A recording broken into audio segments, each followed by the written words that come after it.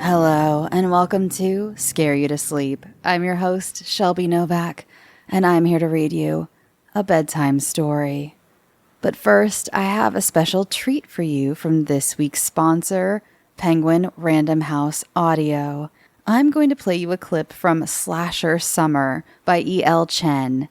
And if you haven't heard of Slasher Summer, let me tell you about it. The sleepy town of Cedar Lake is best known as the shooting location of the campy 80s horror flick, Slasher. In high school, Preppy Patrick, Jock Jason, Cheerleader Tiffany, Stoner Freddy, Goth Jennifer, and Nerdy Mikey had played the cast of Slasher during midnight showings, with virginal Carrie as the final girl, of course. Years later, the friends reunite at the remote cabin where Slasher was filmed. When night falls and the eponymous masked killer is spotted, the reunion takes a deadly turn. Here's the clip.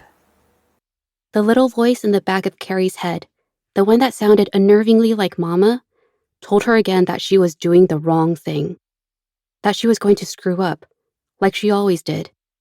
Carrie had thought she learned to quiet that voice with the help of her therapist, but there it was, whispering in her ear as she pulled into the gas station. She knew she shouldn't have visited her mother earlier that day, but a month ago, Aunt Deb had emailed to tell her that Mama was very ill.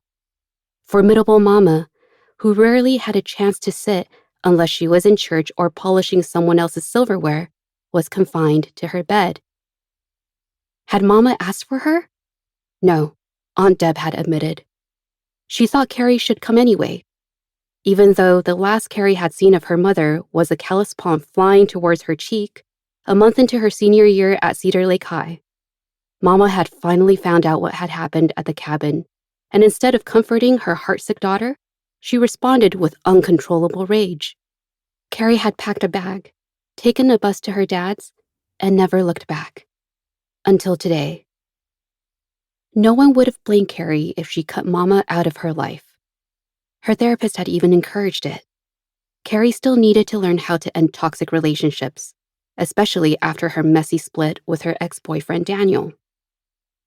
But when the opportunity to return to Cedar Lake presented itself, Carrie had decided to drop by her old home. Even though, according to Mama, she'd lost any claim to being her daughter 4 years ago. Aunt Deb had smiled nervously when she let Carrie into the old apartment. Aunt Deb, Mama's sister who painted nails in a town 2 hours away, had always seemed carefree and glamorous to Carrie. Now the lines around her mouth pinched with worry instead of laughter. Mama wasn't an easy woman to live with. Carrie knew that firsthand.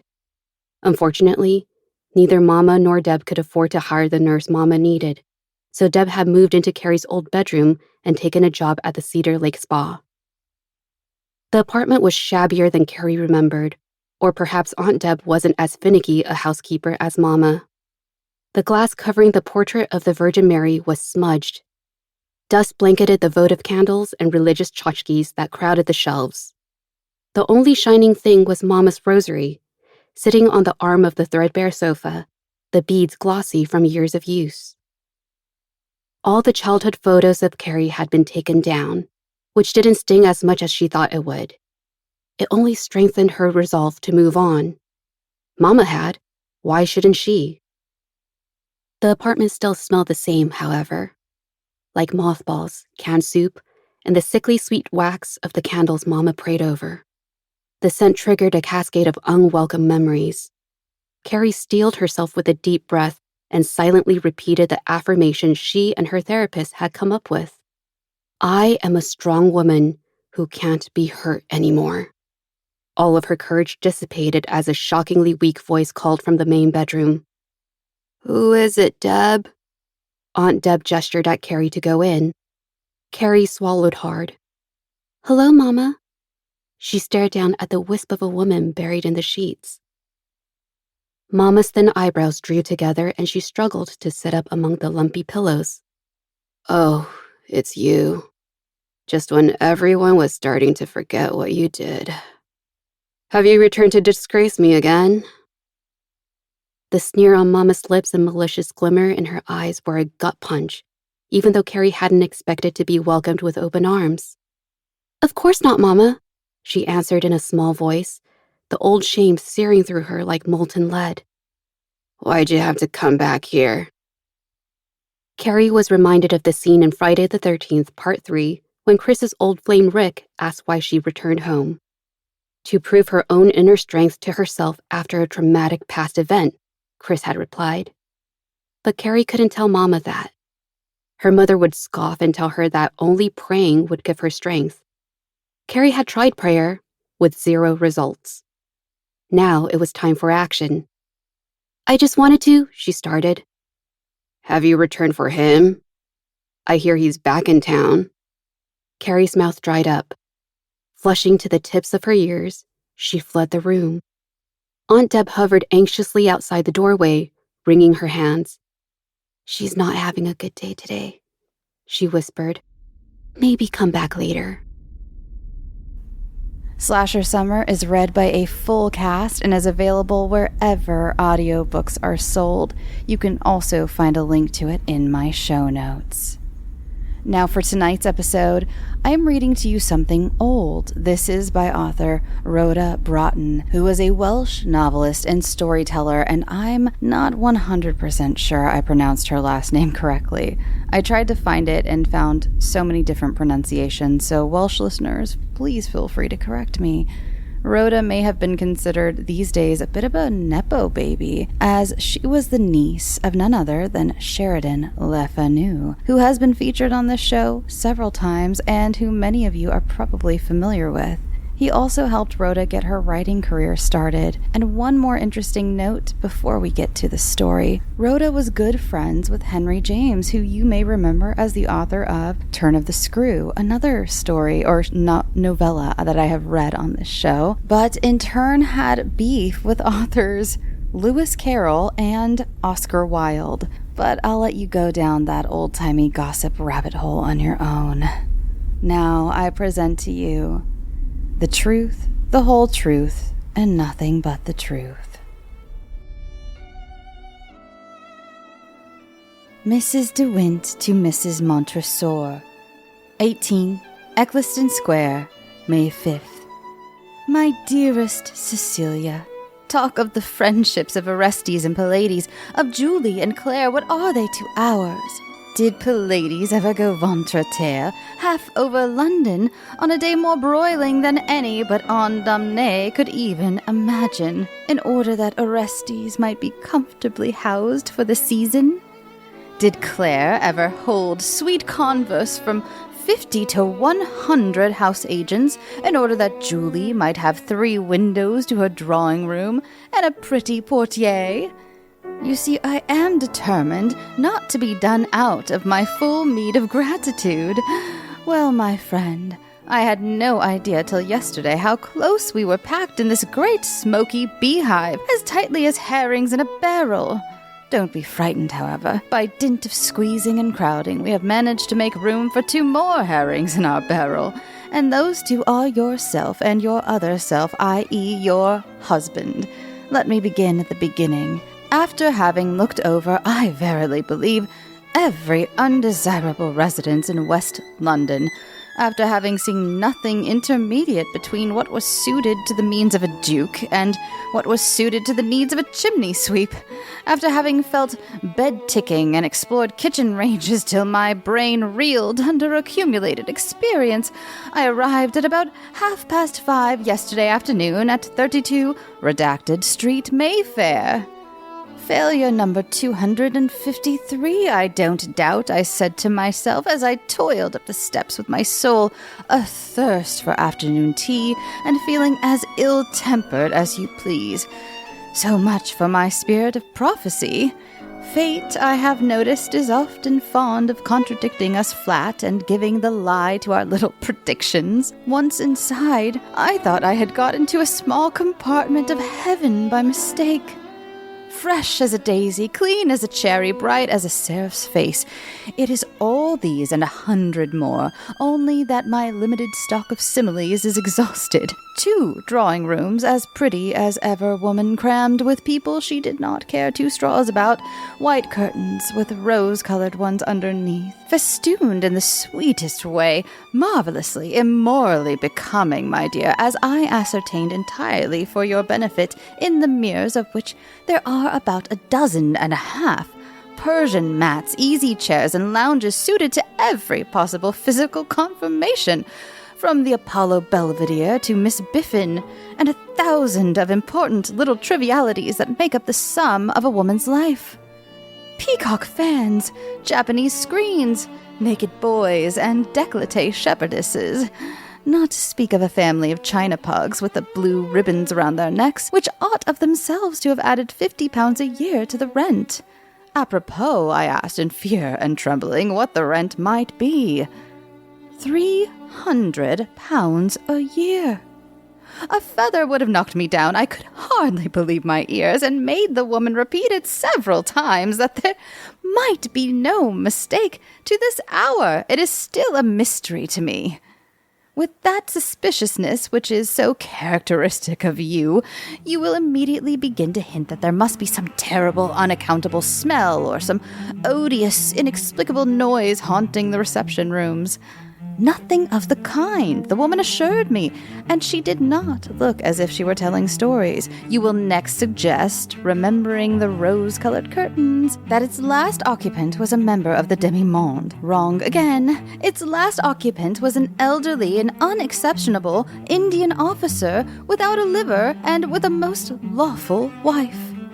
They did not stay long, it is true, but then, as the housekeeper told me, he was a deplorable old hypochondriac who never could bear to stay a fortnight in any one place. So lay aside that skepticism, which is your besetting sin, and give unfeigned thanks to Saint Brigitta or Saint Ingulpha or Saint Catherine of Siena or whoever is your tutelar saint for having provided you with a place at the cost of a hovel, and for having sent you such an invaluable friend as your attached Elizabeth de Wint.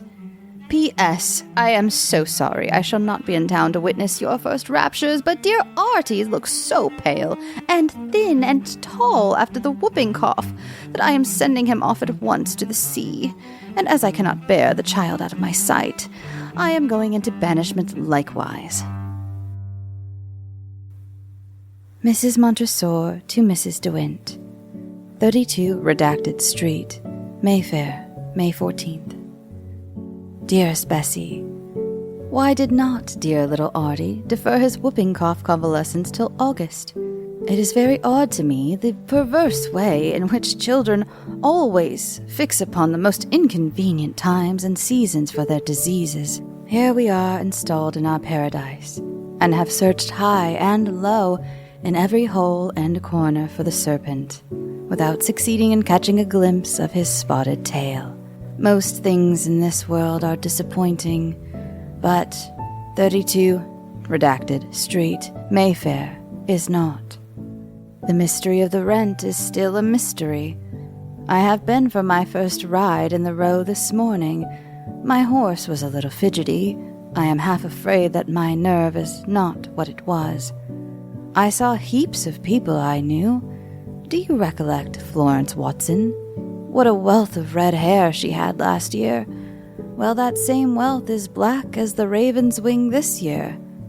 I wonder how people can make such walking impositions of themselves, don't you? Adela comes to us this week. I am so glad. It is dull driving oneself of an afternoon. I always think of that one young woman, alone in a brougham, or with only a dog beside her. Does not look good. We sent round our cards a fortnight before we came up, and have been already deluged with callers. Considering that we have been 2 years exiled from civilized life, and that London memories are not generally of the longest, we shall do pretty well, I think. Ralph Gordon came to see me on Sunday. He is in the Hussars now. He has grown up such a dear fellow, and so good-looking. Just my style. large and fair and whiskerless. Most men nowadays make themselves as like monkeys or Scotch terriers as they possibly can. I intend to be quite a mother to him.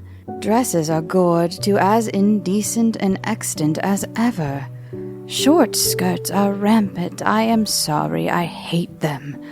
They make tall women look lank and short ones insignificant. A knock. Peace is a word that might as well be expunged from one's London dictionary.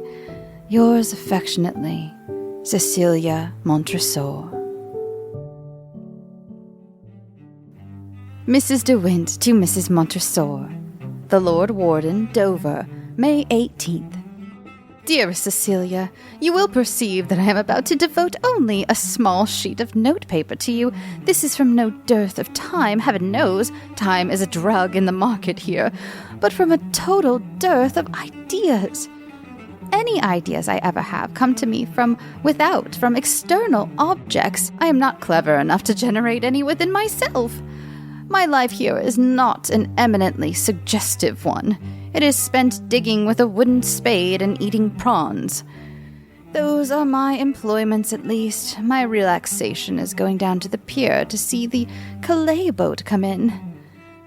When one is miserable oneself, it is decidedly consolatory to see someone more miserable still.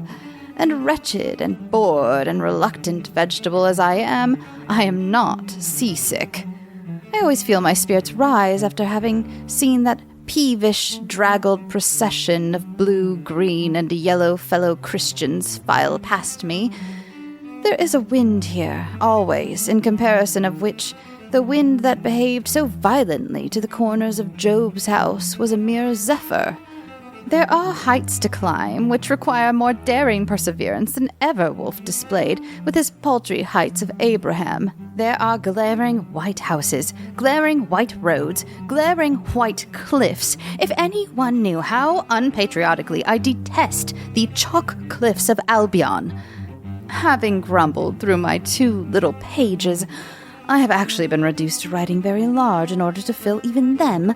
I will send off my dreary little billet. How I wish I could get into the envelope myself, too, and whirl up with it to dear, beautiful, filthy London. Not more heavily could Madame de Stael have sighed for Paris from among the shades of Coppet. Your disconsolate, Bessie. From the co-creator of Welcome to Night Vale comes a sequel series to the hit podcast and the New York Times best-selling novel, Alice Isn't Dead, called Don't Tell Alice. Keisha is back out on the strange highways and back roads of America, on a brand new adventure involving parallel worlds and a family tragedy that might result in the end of all life on Earth. But whatever you do, don't tell Alice. Starring Jessica Nicole of Fringe and The Good Doctor, and with a full score and sound design by Night Vale's Disparition. Available on the Alice Isn't Dead feed wherever you get your podcasts, and ad-free and a week early on Patreon. Mrs. Montresor to Mrs. De Wint, 32 Redacted Street, Mayfair, May 27th. Oh, my dearest Bessie, how I wish we were out of this dreadful, dreadful house. Please don't think me ungrateful for saying this, after your taking such pains to provide us with a heaven upon earth as you thought. What has happened could, of course, have been neither foretold nor guarded against by any human being. About 10 days ago, Benson, my maid, came to me with a very long face and said, "If you please, do you know that this house was haunted?" I was so startled. You know what a coward I am. I said, "Good heavens, no. Is it?" "Well, I'm pretty nigh sure it is," she said, and the expression of her countenance was about as lively as an undertaker's. And then she told me that cook had been that morning to order groceries from a shop in the neighborhood, and on her giving the man the direction where to send the things to, he had said, with a very peculiar smile, Number 32 Street, eh? I wonder how long you'll stand it. Last lot held out just a fortnight.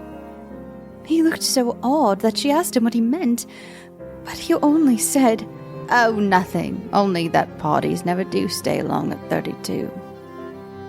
He had known parties go in one day and out the next, and during the last 4 years, he had never known any remain over a month. Feeling a good deal alarmed by this information, she naturally inquired the reason, but he declined to give it, saying that if she had not found it out for herself, she had much better leave it alone, as it would only frighten her out of her wits. And on her insisting and urging him, she could only extract from him that the house had such a villainously bad name that the owners were glad to let it for a mere song. You know how firmly I believe in apparitions, and what an unutterable fear I have of them. Anything material, tangible, that I can lay hold of. Anything of the same fiber, blood, and bone as myself, I could, I think, confront bravely enough, but the mere thought of being brought face to face with the bodiless dead makes my brain unsteady. The moment Henry came in, I ran to him and told him, but he pooh-poohed the whole story, laughed at me, and asked whether we should turn out of the prettiest house in London at the very height of the season, because a grocer said it had a bad name. Most good things that had ever been in the world had had a bad name in their day, and moreover, the man had probably a motive for taking away the house's character, some friend for whom he coveted the charming situation and the low rent. He derided my babyish fears, as he called them, to such an extent that I felt ashamed, and yet not quite comfortable either. And then came the usual rush of London engagements, during which one has no time to think of anything but how to speak and act and look for the moment then present. Adela was to arrive yesterday, and in the morning our weekly hamper of flowers, fruit, and vegetables arrived from home. I always dress the flower vases myself. Servants are so tasteless, and as I was arranging them, it occurred to me, you know Adela's passion for flowers, to carry up one particular cornucopia of roses and mignonette and set it on her toilet table as a surprise to her. As I came downstairs, I had seen the housemaid, a fresh, round-faced country girl, go into the room, which was being prepared for Adela, with a pair of sheets that had been airing over her arm. I went upstairs very slowly, as my cornucopia was full of water, and I was afraid of spilling some. I turned the handle of the bedroom door and entered, keeping my eyes fixed on my flowers, to see how they bore the transit, and whether any of them had fallen out. Suddenly, a sort of shiver passed over me, and, feeling frightened, I did not know why, I looked up quickly. The girl was standing by the bed, leaning forward a little, with her hands clenched in each other, rigid, every nerve tense, her eyes wide open, starting out of her head, and a look of unutterable, stony horror in them. Her cheeks and mouth not pale, but livid, as those of one that died a while ago in mortal pain. As I looked at her, her lips moved a little, and an awful, hoarse voice, not like hers in the least, said, "Oh, my God, I have seen it."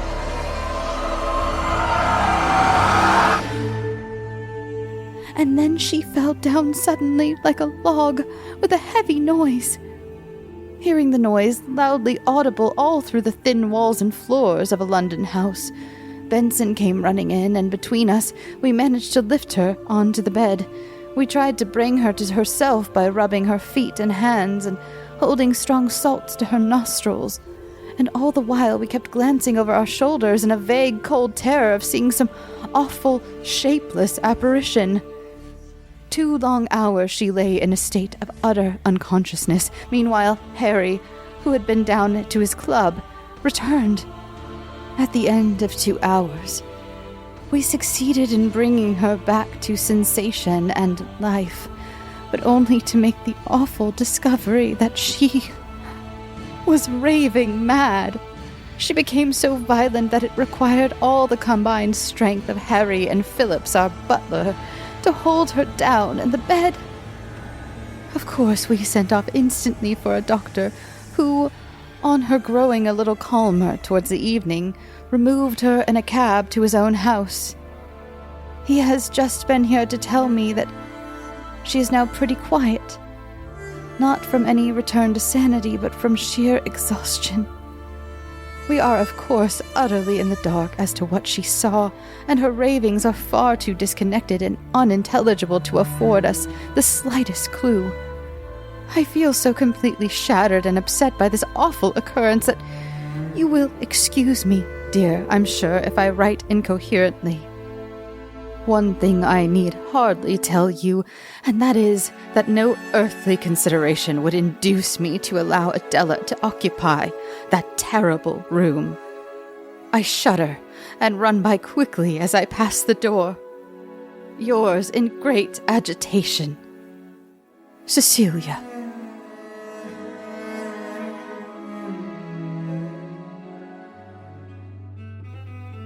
Mrs. De Wint to Mrs. Montresor, the Lord Warden, Dover, May 28th. Dearest Cecilia, yours just come. How very dreadful! But I am still unconvinced as to the house being in fault. You know, I feel a sort of godmother to it, and responsible for its good behavior. Don't you think that what the girl had might have been a fit? Why not? I myself have a cousin who is subject to seizures of the kind, and immediately, on being attacked, his whole body becomes rigid, his eyes glassy and staring, his complexion livid, exactly as in the case you describe.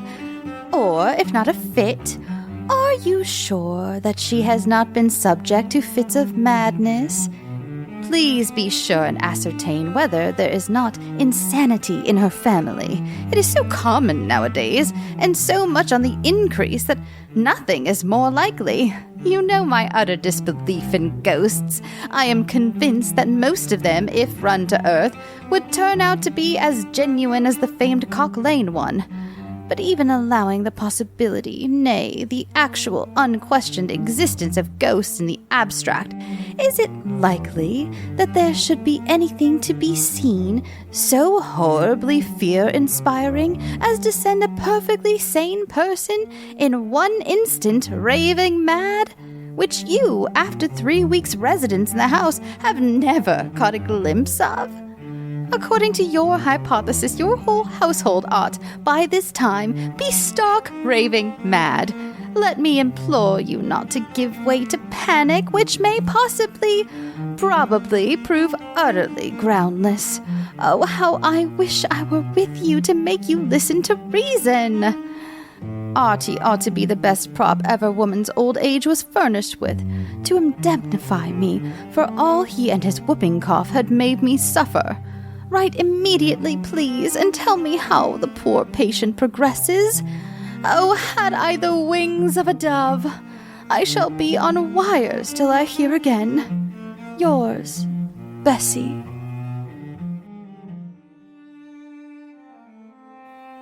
Mrs. Montresor to Mrs. De Wint, Number 5, Bolton Street, Piccadilly, June 12th. Dearest Bessie, you will see that we have left that terrible, hateful, fatal house. How I wish we had escaped from it sooner. Oh, my dear Bessie, I shall never be the same woman again if I live to be 100. Let me try to be coherent and to tell you connectedly what has happened.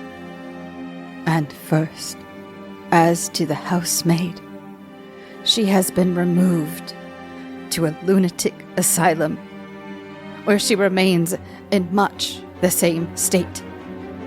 She has had several lucid intervals, and during them has been closely, pressingly questioned as to what it was she saw.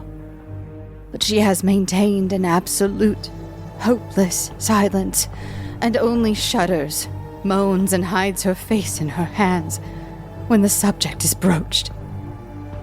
3 days ago, I went to see her, and on my return was sitting, resting in the drawing room, before going to dress for dinner, talking to Adela about my visit, when Ralph Gordon walked in. He has always been walking in the last 10 days, and Adela has always flushed up and looked very happy, poor little cat, whenever he made his appearance. He looked very handsome, dear fellow, just come in from the park, seemed in tremendous spirits, and was as skeptical as even you could be as to the ghostly origin of Sarah's seizure. Let me come here tonight and sleep in the room. Do, Mrs. Montresor, he said, looking very eager and excited. With a gaslit and a poker, I'll engage to exorcise every demon that shows his ugly nose, even if I should find it. 7 white ghostesses, sifting on 7 white postesses. You don't mean really? I asked incredulously. Don't I? That's all, he answered emphatically. I should like nothing better. Well, is it a bargain? Adela turned quite pale. Oh, don't, she said hurriedly. Please don't. Why should you run such a risk? How do you know that you might not be sent mad too? He laughed very heartily, and colored a little with pleasure at seeing the interest she took in his safety. Never fear, he said.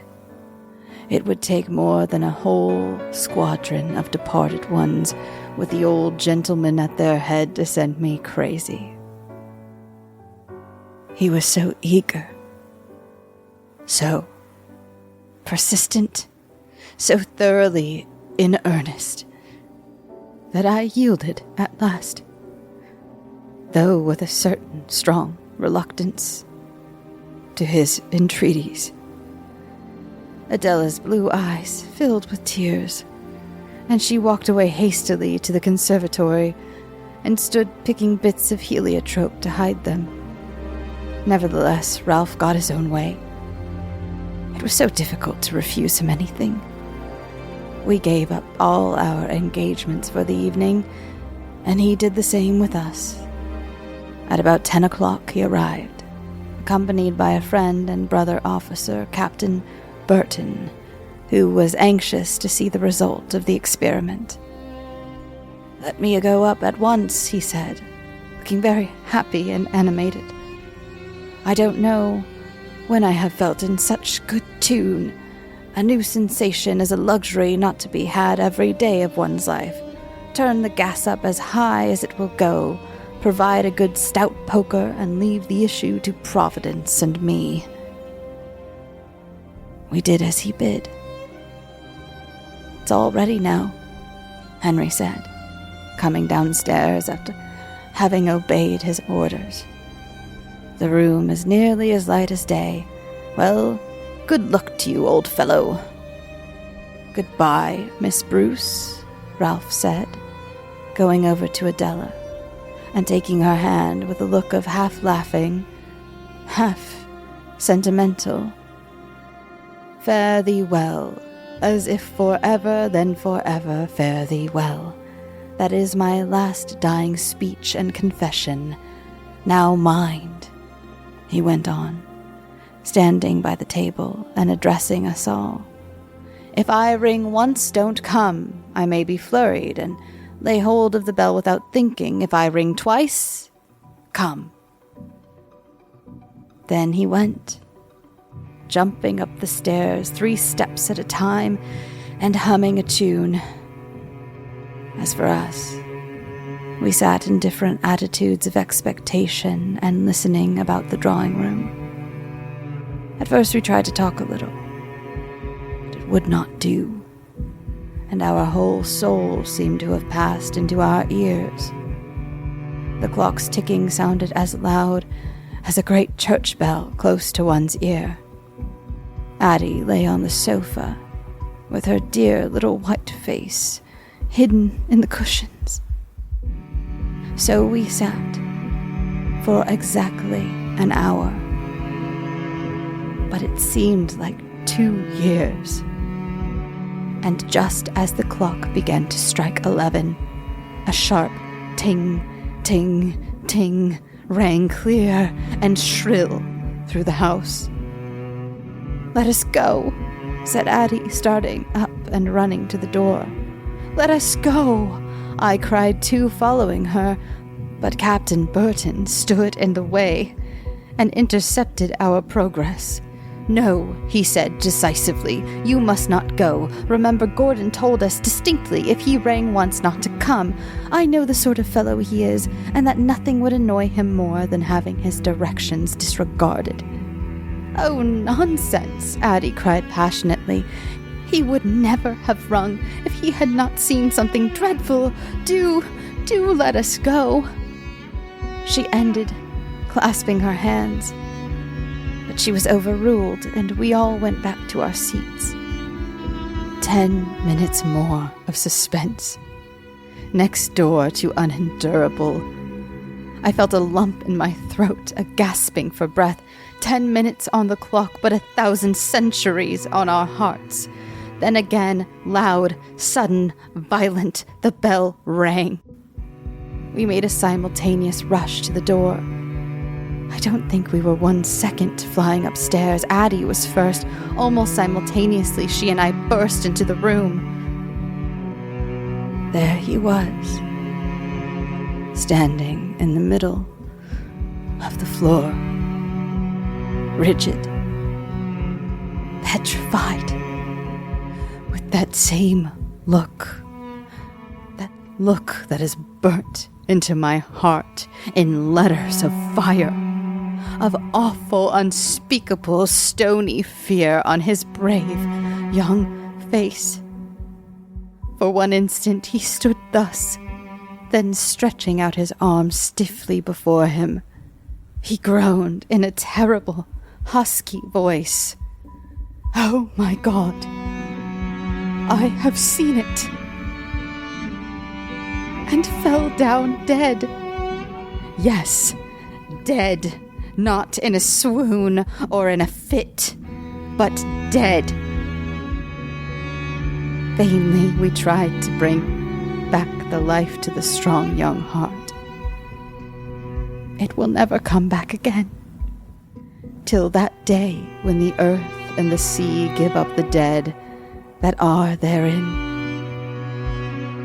I cannot see the page for the tears that are blinding me.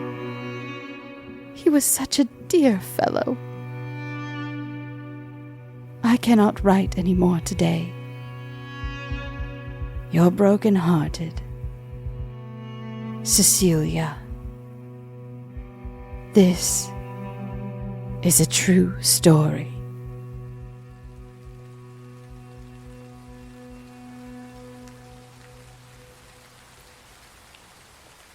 Thanks for listening, and thank you once again to Penguin Random House Audio for sponsoring this episode. Remember, you can pick up your own audiobook copy of Slasher Summer by E.L. Chen anywhere audiobooks are sold. And you can follow this show on social media at scareyoutosleep. You can follow me personally at Shelby B. Novak. You can get ad-free episodes on Patreon, patreon.com/scareyoutosleep. And if you have a story you'd like featured on the show, be it true or fictional, please send it to scareyoutosleep@gmail.com. And I'm going to leave you for the night. Go get some sleep. Sweet dreams.